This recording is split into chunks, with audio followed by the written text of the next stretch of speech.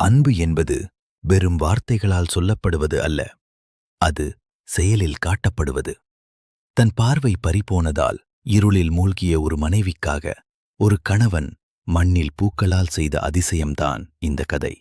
ஜப்பானைச் சேர்ந்த தோஷியுகி குரோகி மற்றும் அவரது மனைவி யாசுகோ ஆகியோரின் இந்த வாழ்க்கை பாடம் உங்கள் மனதை உருக்கும் என்பதில் சந்தேகமே இல்லை. பல வருடங்களாக கடினமாக உழைத்து ஒரு மாட்டுப் பண்ணையை நடத்தி வந்தனர் இந்த தம்பதிகள். ஆனால் ஒரு நாள் விதி இவர்களைச் சோதித்தது. சர்க்கரை நோயின் பாதிப்பால் யாசுகோவின் கண்பார்வை முற்றிலும் பறிபோனது. ஒரே வாரத்தில் அவர் உலகம் இருண்டது. வெளியே போக முடியாமலும் எதையும் பார்க்க முடியாமலும் யாசுகோ கடும் மன அழுத்தத்தில் ஆழ்ந்து போனார்.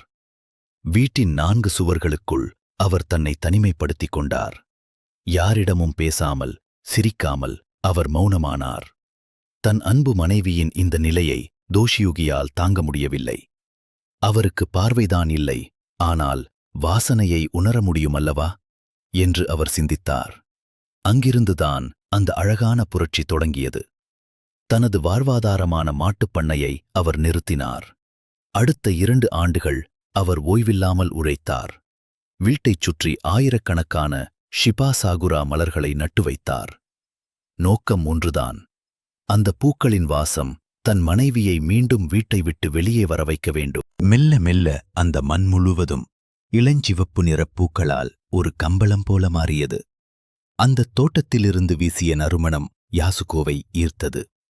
பல மாதங்களுக்குப் பிறகு அவர் மெல்ல வீட்டை விட்டு வெளியே வந்தார்.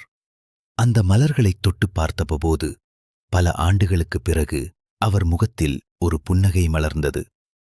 இன்று இந்த அன்பின் தோட்டத்தை பார்க்க உலகம் முழுவதிலும் இருந்து பல்லாயிரக்கணக்கான சுற்றுலாப் பயணிகள் வருகிறார்கள். ஒரு கணவன் தன் மனைவிக்காகச் செய்த மிகப்பெரிய பரிசு இதுதான். உண்மையான அன்பு என்பது கஷ்டகாலங்களில் கைவிடாமல் இருப்பதுதான். தோஷியுகியின் இந்த அர்ப்பணிப்பு உங்களை நெகிழச் செய்ததா? உங்கள் அன்புக்குரியவர்களுக்காக இப்படி ஒரு காரியத்தைச் செய்ய நீங்கள் தயாரா? உங்கள் கருத்துக்களை கீழே உள்ள கமெண்ட் பகுதியில் பதிவிடுங்கள். இதுபோன்ற இன்னும் பல நெகிழ்ச்சியான கதைகளுக்கு இந்த சேனலை சப்ஸ்கிரைப் செய்ய மறக்காதீர்கள். நன்றி.